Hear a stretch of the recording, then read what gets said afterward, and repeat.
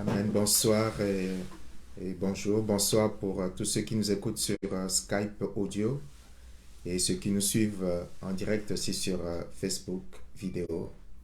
Nous allons commencer donc par écouter ce chant d'espérance. Seigneur, me voici devant toi. Amen.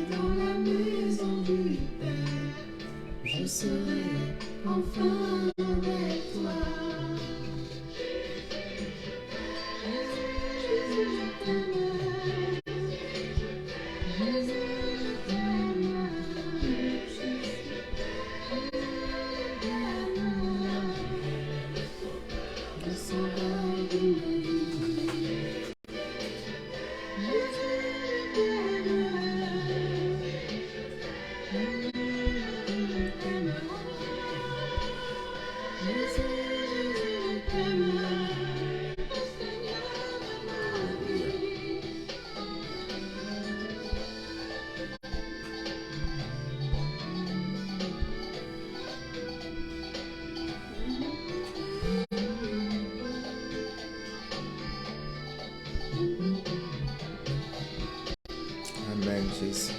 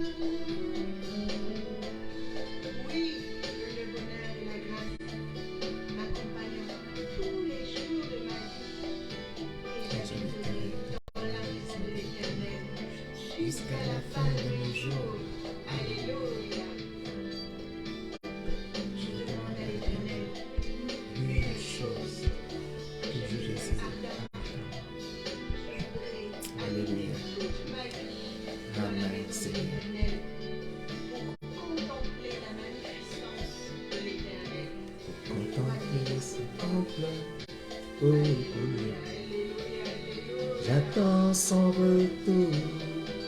Étranger sur la terre, pèlerin sur la terre, oh, j'attends ton retour. Ma cité est là-haut, ma patrie est céleste, oh, j'attends ton retour. Jérusalem céleste, mon royaume, j'attends ton retour. Jérusalem céleste, ma patrie, j'attends ton retour. Au son de la trompette, je m'envolerai, j'attends ton retour. Vers mon Jésus, vers mon roi, j'attends ton retour. Alléluia. C'est au travers de ce chant qui célèbre le retour de Jésus, qui célèbre et qui rappelle notre espérance, notre foi, notre assurance et la raison de notre existence et de notre présence sur la terre. Nous sommes le peuple de Dieu qui attend le retour du Seigneur, qui attend le retour du Sauveur, qui attend le retour de Jésus. J'espère que vous partagez tous cette même foi avec moi. Donc, je vous salue encore, ceux qui nous écoutent en audio sur Skype, dans le cadre de réunions de tous les mardis soirs de l'Église La Main d'Association Paris. Et j'ai la responsabilité ce soir de pouvoir diriger ce moment de partage qui sera centré sur le rappel de ce que Jésus a fait. Et j'avais une pensée que je voulais partager et finalement, j'ai eu à cœur de pouvoir revenir sur ce que Jésus a fait, pas en détail, pas sur tous les éléments, mais sur les éléments principaux à l'occasion de Pâques. Et donc le titre, pour ceux qui nous regardent sur Facebook, c'est l'incroyable sacrifice de Jésus. En cette semaine pascale, il n'y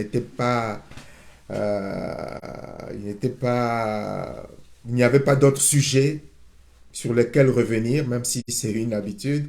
Il n'y avait pas d'autre sujet sur lequel revenir que celui de Pâques. Et pour moi, Pâques est un moment extraordinaire. Pâques est un moment extraordinaire, le moment dans un film, un bon film avec un bon metteur en scène, comme le metteur en scène qui s'appellerait BN, RBN. La dernière semaine, la semaine pascale serait l'apothéose du film, l'apothéose du moment, parce que c'est extraordinaire. Je suis en admiration, je suis un admirateur extraordinaire, un admirateur de Jésus-Christ, un admirateur de l'œuvre de Jésus-Christ, un admirateur du comportement de Jésus-Christ, de l'attitude de Jésus-Christ. Et c'est sur cela que je veux revenir en m'appuyant sur ce texte. C'est une exhortation que j'ai déjà eu à partager sur Facebook. Je ne sais pas si je l'ai envoyé également par WhatsApp.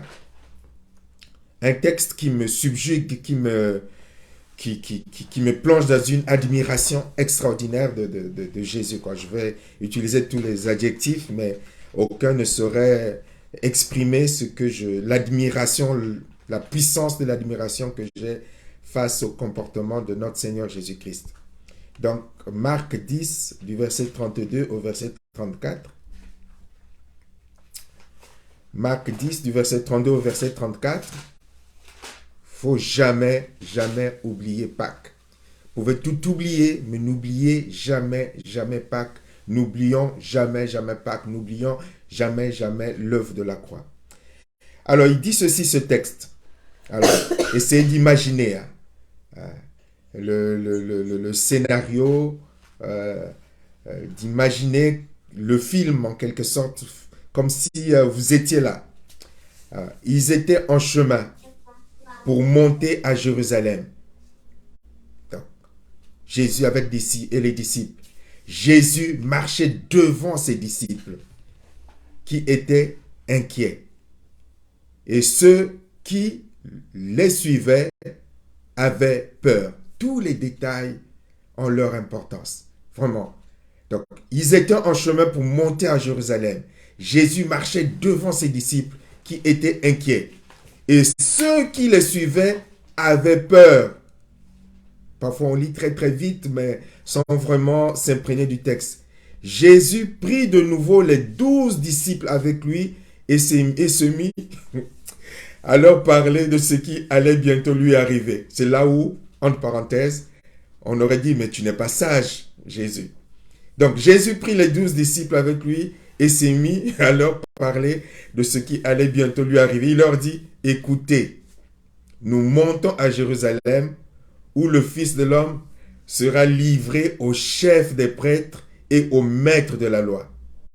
Ils le condamneront à mort et le livreront aux païens. Ceux-ci se moqueront de lui, cracheront sur lui, le frapperont à coups de fouet et le mettront à mort. Et après 3 jours, il se relèvera de la mort. Alors, le Seigneur Jésus savait où il allait. C'est un brave, un courageux, un exemple pour nous. N'oublions pas qu'il était Dieu, mais il était tout humain tant qu'il était sur cette terre. Il était humain, donc il ressentait les mêmes choses que nous. Donc, il savait où il allait. Il savait, il a toujours su ce qu'il attendait sur la terre. Il savait le traitement que les hommes allaient lui réserver. Et donc, dans la dernière ligne droite de sa mission sur la terre, il allait à Jérusalem, sachant tout ce qu'il allait endurer. Tout ce qu'il allait endurer. Et il avait autour de lui, non pas des disciples courageux, non pas une foule courageuse, mais il nous a précisé que tous ceux qui étaient avec lui étaient inquiets et ils étaient dans la peur. Mais le Seigneur n'était pas au milieu d'eux, mais il marchait devant. Les disciples avaient peur. Ils étaient inquiets. Quand je dis qu'on aurait dit entre parenthèses, Jésus, mais tu n'es pas sage, parce que tu as des personnes qui ont déjà le moral à zéro, tu viens leur confirmer que oui, vous avez bien raison d'avoir peur. Oui, vous avez bien raison de trembler parce que ce qui arrive devant là, c'est terrible. Il va leur dire, voilà ce qui nous attend. Voici ce qui m'attend. Certainement pour leur dire, mais voilà ce qui m'attend, mais j'ai pas peur. Je vais face à ce que Dieu, le Père, avait prévu dans son plan. Courageusement, le Seigneur Jésus-Christ va affronter cela. Je vais demander, tu peux lire s'il te plaît le texte d'Ésaïe, Ésaïe 53. Je préfère ne pas lire ce texte parce que je risque de ne pas terminer la lecture comme hier pendant notre réunion. Donc je préfère que notre sœur Michel lise le texte, Ésaïe chapitre 53, qui nous dit, à partir du verset 1, donc, qui nous dit ce qui attendait Jésus. Et il le savait, ce qu'il attendait. Mais courageusement, il va l'affronter. Vas-y, s'il te plaît, si tu peux te rapprocher. Qui a cru à ce qui nous était annoncé? Qui a reconnu le bras de l'Éternel? Il s'est élevé devant lui comme une faible plante, comme un rejeton qui sort d'une terre desséchée. Il n'avait ni beauté ni éclat pour attirer nos regards, et son aspect n'avait rien pour nous plaire. Méprisé et abandonné des hommes, homme de douleur et habitué à la souffrance, semblable à celui dont on détourne le visage, nous l'avons dédaigné, nous n'avons fait de lui aucun cas. Cependant, ce sont nos souffrances qu'il a portées. C'est de nos douleurs qu'il s'est chargé, et nous l'avons considéré comme puni, frappé de Dieu et humilié. Mais il était blessé pour nos péchés, brisé pour nos iniquités. Le châtiment qui nous donne la paix est tombé sur lui. Et c'est par ses meurtrissures que nous sommes guéris. Nous étions tous errants comme des brebis. Chacun suivait sa propre voie, et l'Éternel a fait retomber sur lui l'iniquité de nous tous. Il a été maltraité et opprimé, Il n'a point ouvert la bouche, semblable à un agneau qu'on mène à la boucherie, à une brebis muette devant ceux qui la tondent. Il n'a point ouvert la bouche. Il a été enlevé par l'angoisse et le châtiment, et parmi ceux de sa génération qui a cru qu'il était retranché de la terre des vivants et frappé pour les péchés de mon peuple, on a mis son sépulcre parmi les méchants, son tombeau avec le riche. Quoiqu'il n'ait point commis de violence et qu'il n'y ait point eu de fraude dans sa bouche, il a plu à l'Éternel de le briser par la souffrance. Après avoir livré sa vie en sacrifice pour le péché, il verra une prospérité et prolongera ses jours, et l'œuvre de l'Éternel prospérera entre ses mains. À cause du travail de son âme, il rassasiera ses regards. Par sa connaissance, mon serviteur juste justifiera beaucoup d'hommes, et il se chargera de leurs iniquités. C'est pourquoi je lui donnerai sa part avec les grands. Il partagera le butin avec les puissants, parce qu'il s'est livré lui-même à la mort et qu'il a été mis au nombre des malfaiteurs, parce qu'il a porté les péchés de beaucoup d'hommes et qu'il a intercédé pour les coupables. Amen. Amen. Amen. Voici ce qui attendait Jésus. Étant Dieu, étant lui-même la parole, il connaissait le traitement qu'il allait subir. Il savait qu'il allait être opprimé par les hommes. Il savait qu'il allait être blessé par les hommes. Il savait qu'il allait être humilié. Il savait qu'il allait être blessé. Il savait qu'il allait être frappé, qu'il allait être maltraité. Et la Bible, les évangiles nous retracent tout ce qu'il a dû subir. Comment est-ce qu'il a été dénudé, mis à nu, déshabillé. Quand la Bible dit qu'on lui a ôté ses vêtements, donc il était nu, totalement nu, devant ces soldats romains, devant la population, en tout cas ceux qui étaient là. Jésus-Christ, le Fils de Dieu, Jésus-Christ, Dieu, homme sur la terre, il a été humilié. Vous imaginez cette humiliation, mise à nu. Il a été frappé. On lui a pris la couronne d'épines qu'on a mise sur la tête et avec le roseau, on tapait dessus. Vous savez, la douleur physique, j'ai déjà vu comment est-ce que en tout cas dans mon pays ou parfois dans certains films dans mon pays en particulier, comment est-ce que les voleurs étaient maltraités, comment est-ce qu'on les tapait, comment est-ce qu'on les giflait, comment est-ce qu'on leur donnait les coups de pied et qu'ils gémissaient, qu'ils pleuraient. Eux, on peut les regarder, comme dit la Bible, voilà, vous avez mérité ce que vous êtes en train de subir. Mais il est question de Jésus, qui a quitté son ciel. Le Père, dans son grand amour, parce que lorsqu'on se pose la question de savoir, mais comment est-ce qu'il a supporté ça? C'est un rappel, en tout cas pour les membres de l'Église, c'est un rappel pour chacun d'entre nous, parce que nous oublions, comment est-ce qu'il a pu supporter ça? Comment est-ce qu'il a pu endurer cela? Mais parce que sa motivation, c'était l'amour. C'est par amour pour l'humanité qu'il va accepter cet extraordinaire sacrifice. Il n'y avait personne d'autre. Il a dit, Père, me voici, envoie-moi. Me voici, envoie-moi.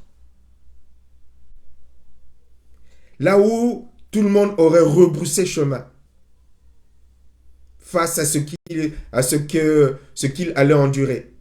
Parce qu'il y avait la souffrance physique, mais il y avait aussi les attaques spirituelles. Pour le décourager dans cette mission, c'est pour cela qu'il ressentait les angoisses, c'est pour cela qu'il avait une grosse tristesse, c'est pour cela qu'il avait de sueurs froides, en quelque sorte, qu'il ressentait, et que son âme souffrait le martyre. Et au point où il a dit, Père, si je peux faire autrement, ok, mais si c'est pas possible, bon, mais que ta volonté soit faite, parce que c'était dur, c'était difficile, c'était compliqué. Et tu as en face de toi les gens qui se moquent de ceux pour lesquels tu es venu mourir sur cette terre, qui au lieu d'être reconnaissants, sont en train de se moquer de toi. Donc dans un moment de faiblesse charnelle, tu pourrais baisser les bras. Dire non Père, non, il ne le mérite pas. Et c'est vrai, on ne le mérite pas. C'est la réalité. Je crois qu'il aurait dit Père, il ne le mérite pas. C'est vrai, il ne le mérite pas. Mais je les aime. Ce n'est pas par mérite, c'est par amour. Si ce n'était pas un mérite, il ne serait pas venu sur cette terre. C'est juste par amour. Par amour pour ces créatures. La Bible dit que tout a été fait par lui et pour lui. Donc Jésus-Christ est aussi créateur avec le Père. Tout a été fait par lui et pour lui. Il avait cette possibilité. Tu as un jouet, tu as une voiture. Si tu as les moyens, là actuellement ma voiture est en panne, j'attends qu'on remplace le moteur, mais je n'ai pas les moyens de m'acheter une nouvelle voiture. Mais si tu as les moyens, la voiture en panne, tu remplaces la voiture. Est-ce que tu perds ton temps à aller chercher un mécanicien qui va te trouver un moteur de remplacement? Et il avait les moyens, Jésus. Il dit, bon, ceux-là, érase. Je supprime tout, je refais d'autres créatures plus reconnaissantes. Il le dira à Moïse lorsqu'il a dit à Moïse, écarte-toi, je vais les supprimer, je vais au travers de toi créer un peuple plus, faire un peuple plus soumis, plus reconnaissant en quelque sorte. Que Moïse a dit non, non, non, comme penseraient les Égyptiens.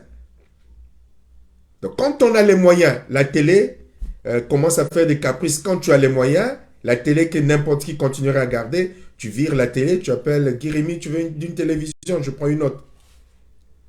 Quand on n'a pas les moyens, c'est différent. Même si ça passe en noir et blanc, on la garde. Mais quand on a les moyens, et Dieu, quand je donne ces exemples pour vous dire que Dieu a les moyens, avait les moyens, il a toujours les moyens de changer. Il aurait pu prendre Adam et Ève, dire, allez, je vous supprime, je crée une nouvelle génération d'êtres humains. Une génération qui sera plus reconnaissante, qui sera plus soumise. Une génération à laquelle je dirais, voici, avant vous, il y avait Adam et Ève qui m'ont désobéi. Voici quelles ont été les conséquences. Voilà, vous êtes là, une nouvelle génération, faites de sorte de ne pas commettre la même erreur. Voici ce qui vous arriverait. Voilà, cette génération aurait retenu la leçon, serait plus reconnaissante, certainement plus soumise et aurait envoyé un coup de pied au diable si il venait se représenter. Mais il a choisi de rester fidèle à la création infidèle. Il a choisi de rester fidèle à la création infidèle. Dès la chute,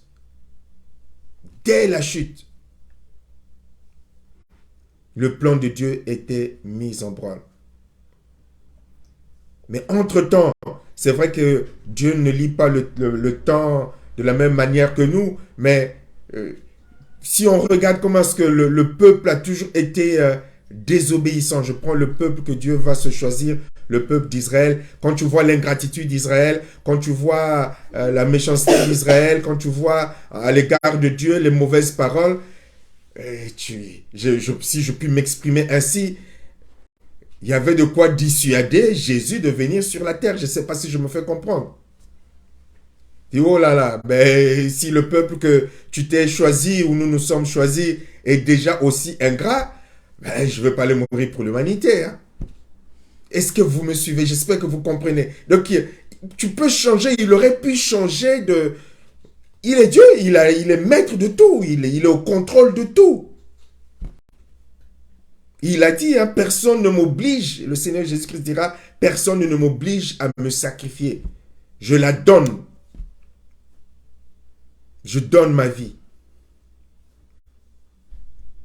Et c'est ainsi qu'il va venir sur cette terre. Qu'il va endurer ces sacrifices, cette douleur cruelle, ce traitement cruel, ce mépris cruel. Parce qu'il était motivé par l'amour. Il était motivé par l'amour. Par amour, il était prêt à tout endurer. Tout endurer.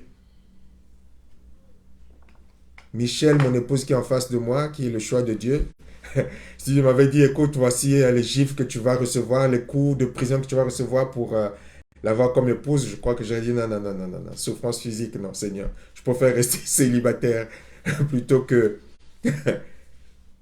souffrance physique.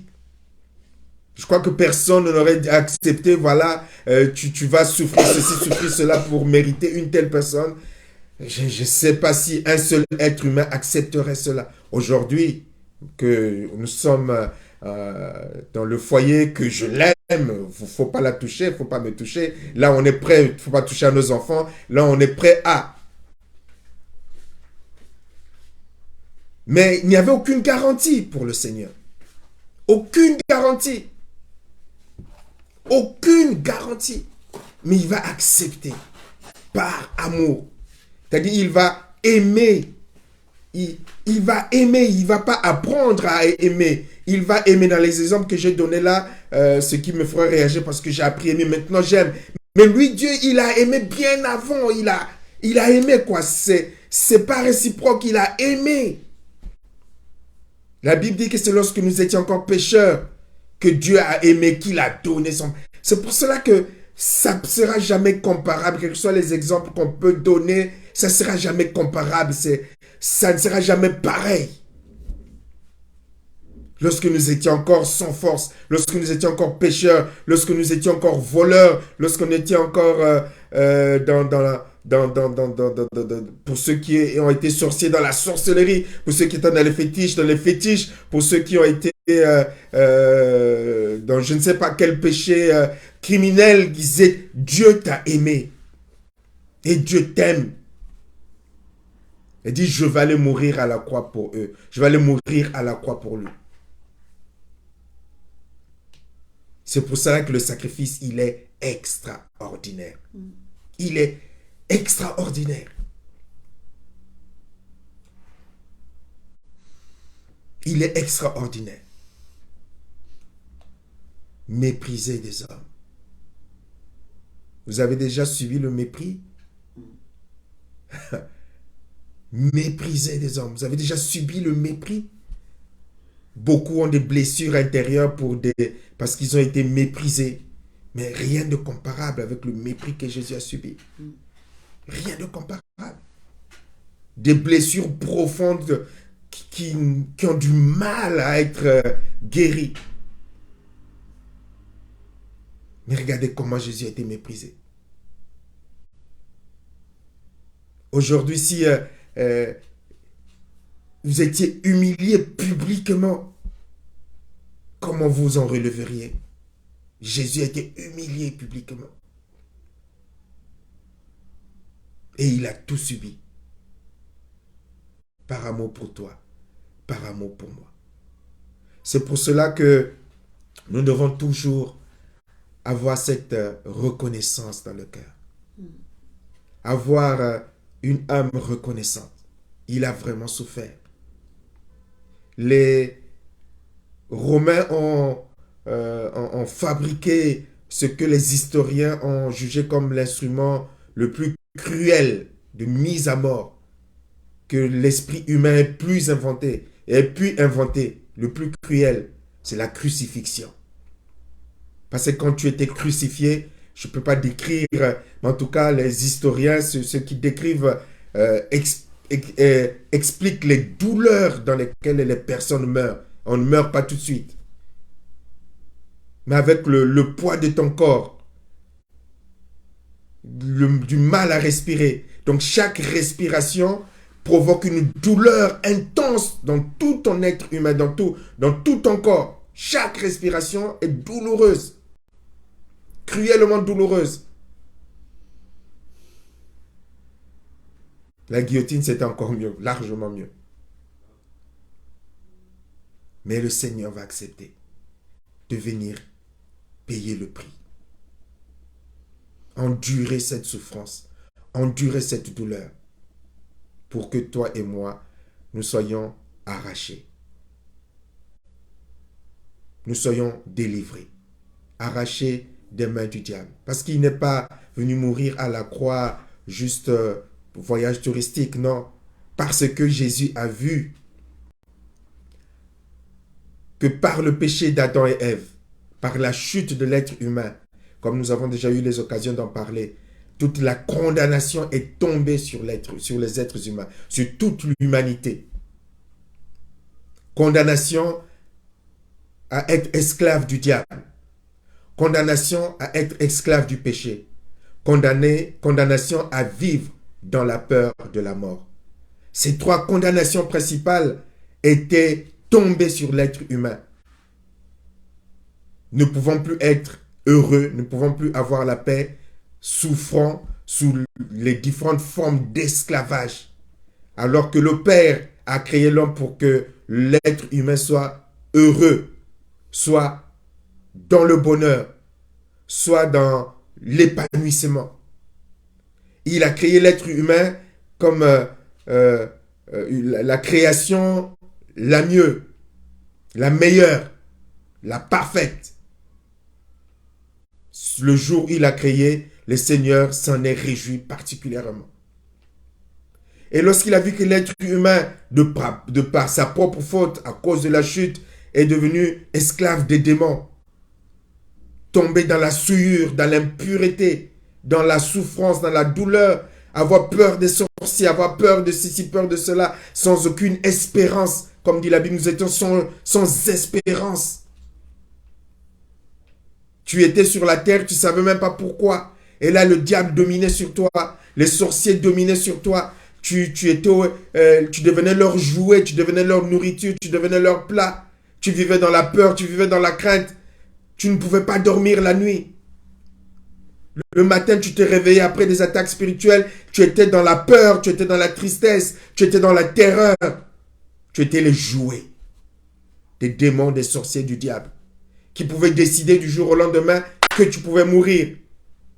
Donc tu n'avais pas d'autre solution, tu n'avais pas d'autre recours, tu n'avais pas d'autre force, tu étais tout seul sur la terre. Et un jour, Jésus est venu. Dieu a vu, il dit non, je n'ai pas fait, je ne les ai pas créés pour qu'ils soient comme ça.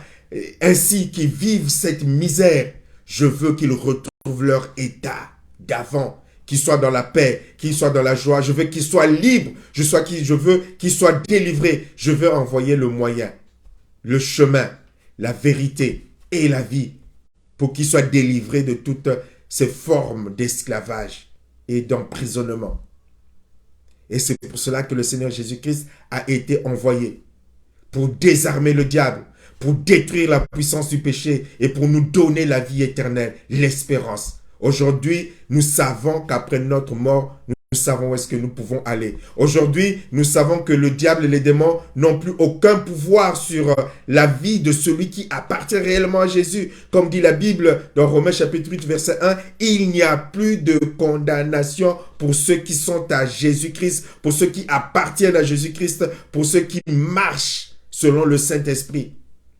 Car la loi de l'esprit de vie en Jésus-Christ m'a affranchi de la loi du péché et de la mort.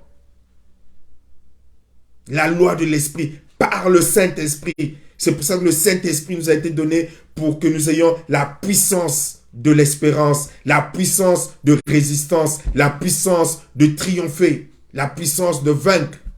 C'est Dieu en nous, la puissance de Dieu en nous contre toutes ces formes d'esclavage, ces pouvoirs qui dominaient sur nous avant la conversion.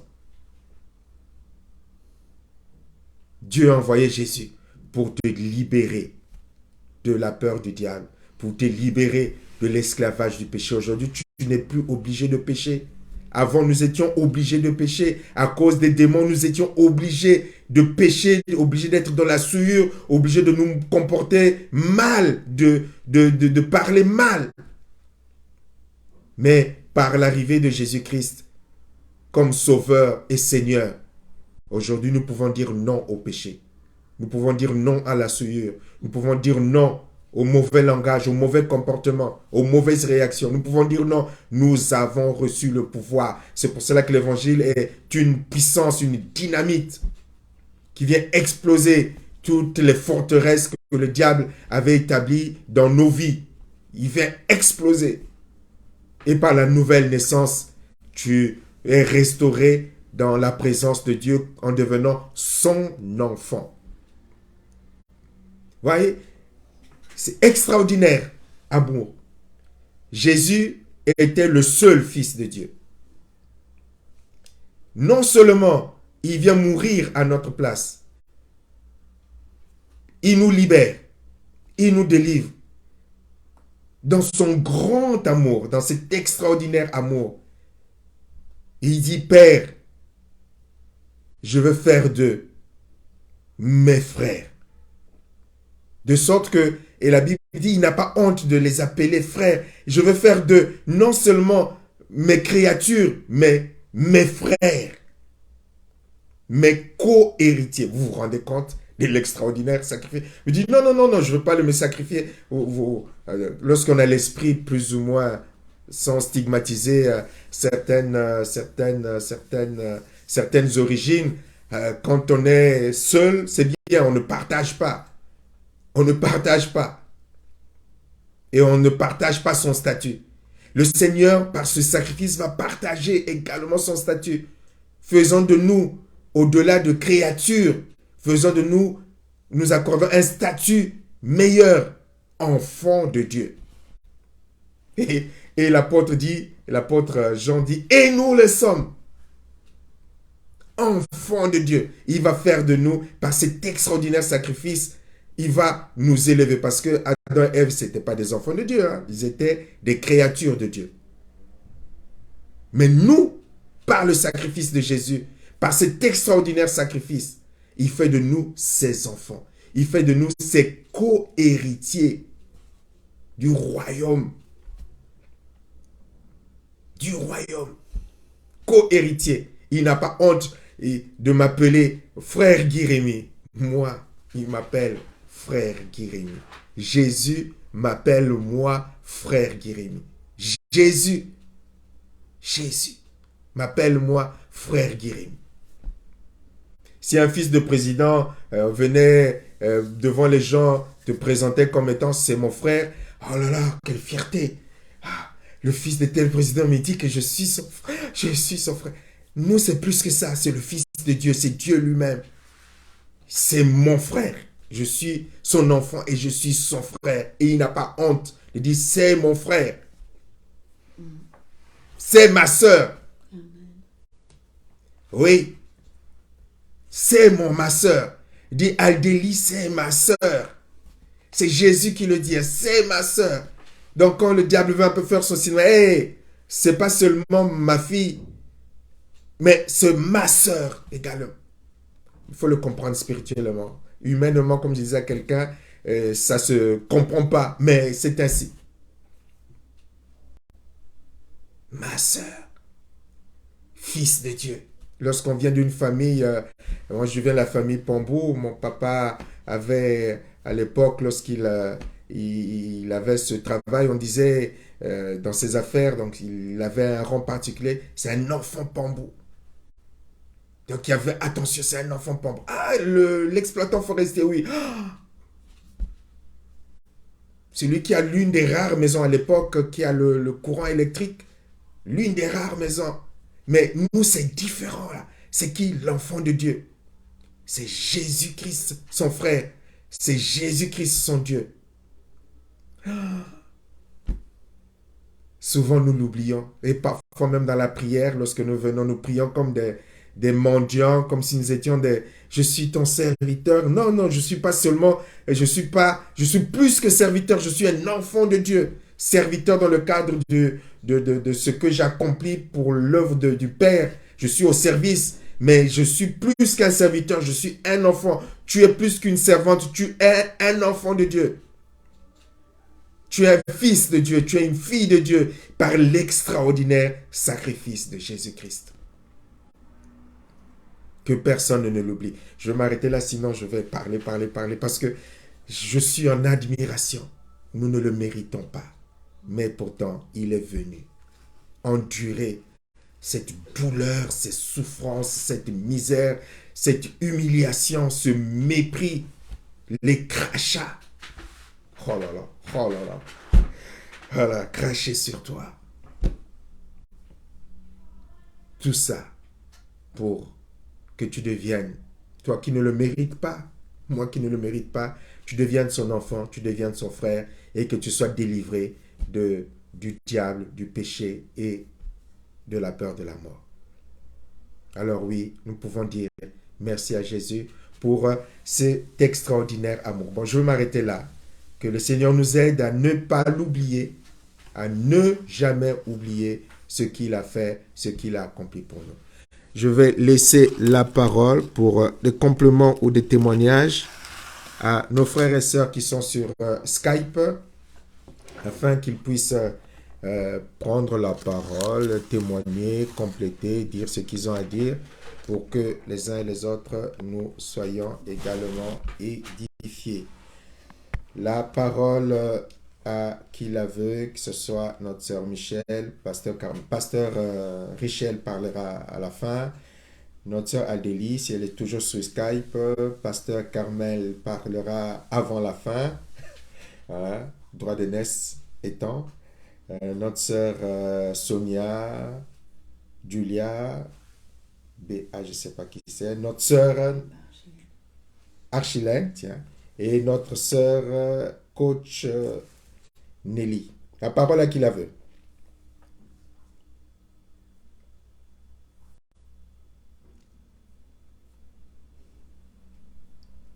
On va commencer par la fin, comme ça on gagne du temps. Coach Nelly, si tu es présente toujours et que tu n'es pas sur Facebook, que tu es revenu sur Skype, tu as la parole. Vraiment rien à dire devant cet amour.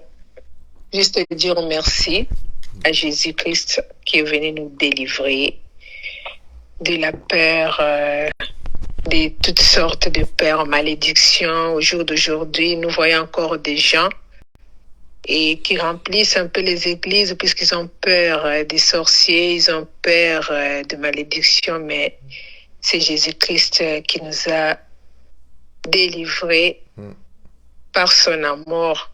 Et j'ai béni le Seigneur pour cette parole, pour l'œuvre de la croix. Rien à dire. Merci pour la parole de Dieu. Merci beaucoup. Je prends le fil tel que c'est là, comme c'est affiché sur mon écran. Archilène, tu peux t'exprimer?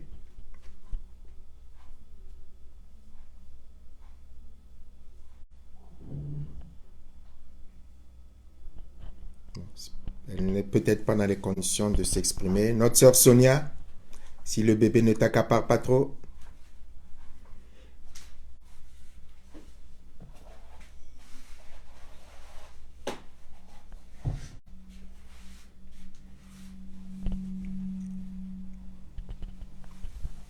Pareil. Notre sœur Dudu.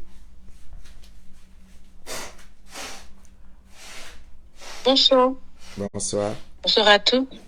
Donc moi je veux aussi dire amen à la parole de Dieu pour ce soir encore où le Seigneur nous permet de nous rappeler, de nous souvenir et surtout de ne pas oublier ce qui a été fait à la croix et surtout dans le détail qui a été donné par ta bouche, pasteur. Et je prie, comme tu l'as dit tout à l'heure, effectivement, humainement, c'est quelque chose qui est impossible à comprendre, qui est impossible à concevoir et toujours à aller chercher.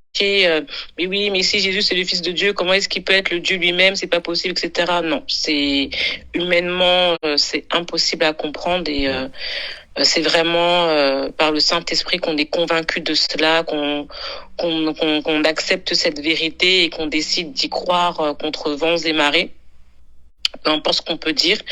Et je prie pour toutes les personnes qui vont entendre ce message ce soir et qui vont peut-être aussi être perplexes, à entrer dans des raisonnements, dans des questionnements, à faire intervenir la logique humaine. Dans ce cas-là, il n'y a pas de logique humaine et je prie vraiment que le Saint-Esprit fasse son œuvre au travers de chacun et amène vraiment cette conviction, cette révélation d'accepter tout simplement comme le Seigneur Jésus lui-même il a dit, croyez en Dieu mais aussi croyez en moi, croyez en qui je suis, croyez en l'œuvre que j'ai accomplie pour chacun d'entre vous, d'entre nous, croyez en l'amour que je vous porte chaque jour, croyez en tout simplement de croire. Et ça c'est vraiment que l'œuvre du Saint-Esprit qui est capable de faire cela dans le cœur de chacun. Et aussi pour nous-mêmes de nous le rappeler, aussi de faire asseoir encore un peu plus chaque jour cette vérité dans nos cœurs. Voilà ce que je voulais ajouter. Amen. Amen. Notre sœur Aldélie, notre évangéliste, Aldélie. Si elle est... Bonsoir à tous. Bonsoir. Je veux bénir le Seigneur aussi pour ce partage qui est fondamental, en fait, en tout cas pour nous en tant qu'enfants de Dieu, parce qu'on réalise qu'on est devenu enfant grâce à ce sacrifice. Et sans ça, on n'aurait jamais pu avoir la liberté que nous avons aujourd'hui. On arrive aujourd'hui à traverser des épreuves, à être en paix, même lorsqu'on est endetté, à être en paix lorsque on vit des choses compliquées, lorsqu'il peut y avoir la perte d'un être cher, d'un enfant ou autre. Et c'est Dieu qui nous relève, en fait. Mais le monde qui ne le connaît pas tombe systématiquement dans la dépression, n'a pas d'espérance. Et c'est ça, en fait, qui fait notre différence, en fait. Oui. Et 1 Corinthiens 2,14 nous dit « Mais l'homme animal ne reçoit pas les choses de l'Esprit de Dieu, car elles sont une folie pour lui, et il ne peut les connaître parce que c'est spirituellement qu'on en juge. » Donc, il faut simplement accepter d'être un enfant de Dieu et pouvoir juger spirituellement de la capacité de Dieu d'avoir fait ces choses, parce que, humainement parlant, on peut pas les accepter. On va toujours trouver une limite, sauf que Dieu n'a pas de limite. Donc voilà en tout cas ce que je pouvais rajouter et apporter. Je bénis le Seigneur en tout cas pour cette parole. Merci beaucoup. C'est vrai qu'avoir l'espérance, c'est une force. Hein. L'espérance fait partie de... L'espérance, c'est... Comment est-ce que je veux dire? La racine qui est traduite par foi peut aussi être traduite par espérance. C'est vrai que le fait d'avoir de l'espérance, ça change. Les gens du monde n'ont pas d'espérance, alors ils sont obligés de boire, ils sont obligés de se droguer, ils sont stress sur stress, souci sur souci. Mais avoir cette espérance, cette assurance, hein, comme je ne sais pas si j'ai partagé aujourd'hui, avoir cette conviction d'être aimé de Dieu, c'est une garantie. Tout risque, quel que soit ce qu'on peut vivre, quel que soit ce qu'on peut traverser, on sait que tout est sous contrôle, que notre Père nous aime parce qu'il a prouvé qu'il nous aime. Et on comprend mieux encore le passage qui dit que tout concourt au bien de ceux qui l'aiment, c'est-à-dire que la plus grande épreuve d'amour a été donnée. Donc, quel que soit ce qu'on le peut vivre, on sait qu'il y a une solution derrière, quoi. Il y a, quel que soit. Voilà, ce qui permet de garder la paix, de garder le calme, d'être tranquille, de ne pas promener de regards inquiets parce que nous savons qui nous croyons et parce qu'il est là, il y a toujours de l'espérance, quel que soit ce qu'on peut traverser, quel que soit ce qu'on peut vivre, quelle que soit la menace. Voilà, on a cette assurance-là, l'espérance toujours. Amen. Et quand tu n'as pas d'espérance, oh là là. Je voulais dire, et surtout, en fait, on n'est plus dans cette logique où on se dit, ben, quand on essaie de régler une situation, on cherche un plan A, un plan B, un plan C. On n'est plus dans cette logique-là parce que on sait que notre Rédempteur est vivant et qu'il se lèvera le dernier. Donc, forcément, à un moment donné, il ne te laissera pas terminer dans cette situation. Il trouvera toujours la solution. Donc voilà. Amen. Amen. Et vraiment, c'est magnifique ce que tu as dit. Le premier thème que je voulais animer aujourd'hui allait parler justement de ce que tu viens de dire là. Notre Dieu trouvera toujours des solutions. Il n'y a pas de plan A, B, C, D. Quel que soit ce qui peut arriver, notre Dieu, parce que nous sommes dans l'espérance, a toujours des solutions déjà prévues. Parce qu'il nous aime et parce que nous sommes ses enfants. Alléluia. Merci beaucoup, notre sœur Michel. Droit d'aînesse oblige. Sœur Michel. Pareil, je ne vais pas dire quelque chose, juste dire Amen à la parole de Dieu et merci, encore merci à notre Dieu, merci à notre Sauveur, notre Rédempteur. Merci de n'avoir pas regardé à ce que nous étions, à ce que nous sommes encore aujourd'hui, parce qu'il y a encore un long chemin à faire, mais il ne regarde pas à ce qui n'est pas apparent. En tout cas, il sait ce que nous sommes, puisqu'il nous a choisis et il a fait de nous ses enfants. Il sait qu'il y a encore beaucoup de travail à faire. Je m'engage moi, je n'engage pas les autres. je m'engage moi. Mais chose extraordinaire de se rappeler de cet amour qui lorsque nos yeux s'ouvrent, vient se révéler, vient nous frapper. C'est ce rappel là de la nouvelle naissance, de la conversion. Ça m'a ramené en arrière aussi quand Dieu est venu frapper à la porte de mon cœur et que j'ai accepté de lui ouvrir, parce que ça aussi il faut accepter. Pour pouvoir vivre ces choses et les comprendre, il faut tout simplement accepter et croire, obéir et faire. Mais la chose extraordinaire, même en relisant le texte, il n'a point ouvert la bouche, il n'y avait point de fraude en lui, tout était beau et bon en lui, et il a pris tout ce mal, tout ce qui nous condamnait, tout ce qui était sale, tout ce qui était puant, tout ce qui était pour que nous puissions vivre, et malgré tout nous ne sommes pas parfaits. C'est extraordinaire. Amen. C'est extraordinaire. Ça nous ramène, enfin ça me ramène, puisque je ne vais pas engager les autres à ma place, en tout cas à m'asseoir et à contempler un peu plus, à réaliser vraiment ce que veut dire le mot célébrer, en tout cas. Un peu plus davantage. Amen. Amen. Attendons-nous dans cette célébration à voir Maman Michel danser particulièrement ce dimanche. Maman Carmen, notre sœur Carmen. Pasteur Carmen, pardon.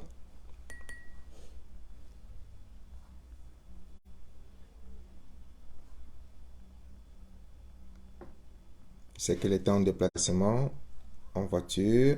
J'espère qu'elle est rentrée. Elle a écrit quelque chose? Oui, c'est tout. Bon, si Pasteur Carmen ne peut pas s'exprimer, on va laisser la place au Pasteur Richel pour le complément et terminer par la prière. Bonsoir. Bonsoir. C'est un sujet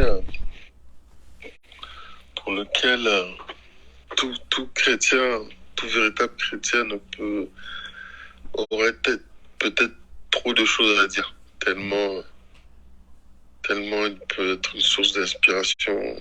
Moi, il y a quelque chose qui me touche, et c'est ce que a soulevé Aldélie, la question de l'espérance, quelque chose qui me touche particulièrement dans l'œuvre de Jésus. Parce qu'à titre personnel, j'étais quelqu'un, j'ai eu une période de ma vie où j'avais tout pour être heureux, en tout cas en façade, et j'étais quelqu'un d'extrêmement désespéré, en vérité. D'extrêmement désespéré. Et ça, c'est l'une des premières choses que j'ai. La paix et l'espérance, c'est vraiment l'une des premières choses que j'ai comprises dans la relation avec le Seigneur, et que j'ai reçues, que j'ai vues dans la relation avec le Seigneur, et ça a changé ma vie. Je suis toujours passé par des trucs un peu chaotiques et tout. Mais la différence vraiment est claire, dans le sens où les situations ne sont pas toutes arrangées comme par un coup de baguette magique, mais finalement je me rendais compte que je les traversais même pas mal, quoi. Alors qu'avant je tombais dans la déprime tout de suite. Et là je voyais comment progressivement dans ma vie les circonstances n'avaient plus d'effet sur moi. Pas parce que j'étais devenu un super-héros, mais surtout parce que j'avais quelqu'un sur qui m'appuyer. Et ça change tout, en fait. C'est là où le côté extraordinaire, et puis surtout quand tu un regard lucide sur ce que tu es toi-même, hein, sur ce que tu vaux. Quand tu regardes les bêtises que tu as fait, que tu fais, ou quand tu regardes des personnes que toi-même tu aurais condamnées, comment tu vois comment le Seigneur les relevait, les utilisait, c'est extraordinaire. Et surtout que c'est cela, la plupart du temps, c'est à son détriment. C'est au détriment des personnes qui le déshonorent, qui l'insultent tous les jours. Mais le Seigneur ne fait pas tomber la foudre sur eux, quoi. Et dans cet état-là, alors qu'on était les pires des personnes, c'est comme ça qu'il va mourir à la croix. Et c'est vrai que c'est humainement inconcevable. Avec toute la science, toute l'empathie, toute la tête, je sais pas, la sensibilité du monde, c'est impossible de comprendre ça. Parce qu'en vérité, si on regarde ça du point de vue humain, on aurait dit Jésus est faible. Comment il peut se laisser malmener par sa propre créature comme ça? Mais comment il peut faire confiance à des gens comme ça? Mais il n'a pas de discernement. Il ne voit pas que... Comment il peut se laisser approcher par cette femme prostituée? Si c'était vraiment l'homme de Dieu, il saurait que cette femme est une femme de mauvaise vie. Ni les gens de son époque, ni les gens de notre époque, ni jamais personne ne comprendra. Et même les anges, la Bible dit que les anges étaient ébahis. Donc voilà, c'est pour ça que je dis toujours que lorsque l'on croise le Seigneur, on prend quelque chose en pleine tête, quoi. Et on se est complètement déboussolé, on perd ses repères, on découvre quelque chose qu'on ne connaissait pas. Et je pense que c'est ça qui nous rend, qui nous dispose à l'évangile. Mais après, cette période-là passe. Et après, on doit faire le choix de rester avec le Seigneur, par nous-mêmes. Le Seigneur fait tout pour nous amener à la foi. Il fait plus qu'il ne doit faire. Mais après, pour rester dans la foi, c'est nous qui devons faire le choix de choisir le Seigneur. Et connaître son œuvre, le connaître lui, c'est peut-être la meilleure chose que nous ayons à faire pour nous permettre de continuer à bénéficier de la grâce extraordinaire que nous avons en tant qu'enfants de Dieu. Et c'est là où beaucoup pêchent, en fait. Parce qu'après avoir vécu cette première expérience-là, ils s'habituent à la grâce. Ils s'habituent à ce que Jésus a fait pour eux. Alors, il ne faut pas s'habituer à ça. Il faut que chaque jour, lorsque nous nous levons le matin, on se dise « Mon gars, tu as vraiment la... Je vais parler comme le monde, tu as la chance d'être là. » Parce que sinon, si on prend l'habitude, on voit ça comme quelque chose d'acquis, quelque chose qui nous est dû, on trahira facilement cette relation qu'on a avec lui. C'est comme dans toute relation, il faut considérer le privilège qu'on a d'être dans cette relation. Voilà un peu ce que j'aurais pu dire. J'aurais pu dire d'autres choses, mais il aurait fallu qu'on rajoute 1 heure. Voilà, très cher pasteur Guy-Rémy Pombo. Merci de terminer par la prière. Ok. Merci Seigneur. Admirable conseiller, Dieu puissant, Père éternel, Prince de paix, et ton trône, ô Dieu, est éternel. Amen. Amen. Tu es admirable conseiller, Dieu puissant, tu es le Fils et le Père éternel, le Prince de paix, et ton trône, ô Dieu, est éternel. Amen. Amen. Oui, tu es le commencement et la fin de toute chose. Tout commence avec toi. Tu es l'amour de notre vie. Tu es celui qui est venu nous ôter les œillères qui nous empêchaient de voir les choses telles qu'elles étaient. Tu nous as ouvert les yeux sur la vérité pour que, connaissant la vérité, nous soyons affranchis. Tu es celui qui nous libère. Tu es celui dont le joug est léger Tu es celui qui a pour nous un projet de paix et de bonheur, qui nous garantit un avenir et une espérance. Tu es le fondement et tu es la pierre de l'angle. Tu es le Fils de Dieu et tu es le premier-né de la création. Tu es celui qui a appelé toutes choses à l'existence et qui nous a appelés du tombeau où nous étions à la vie, à la résurrection, comme tu as appelé Lazare.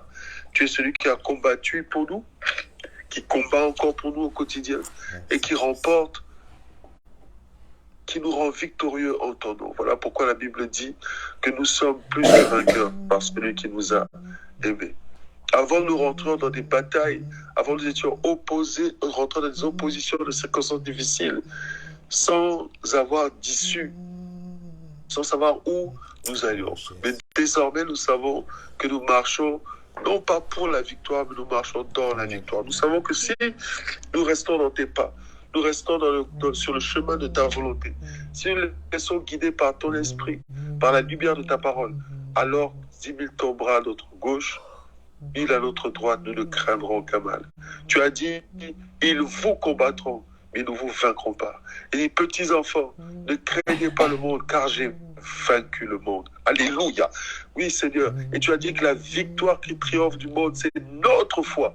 Notre foi en toi triomphe contre tous les plans de l'ennemi, toutes les incantations, tous les plans dans les ténèbres contre nos vies ont été renversés à la croix. Tu as mis à nu l'ennemi, tu l'as dépouillé et tu l'as trimballé devant toutes les gloires, devant le ciel et la terre. Tu as mis Satan à genoux et tu nous as libérés, tu nous as affranchis.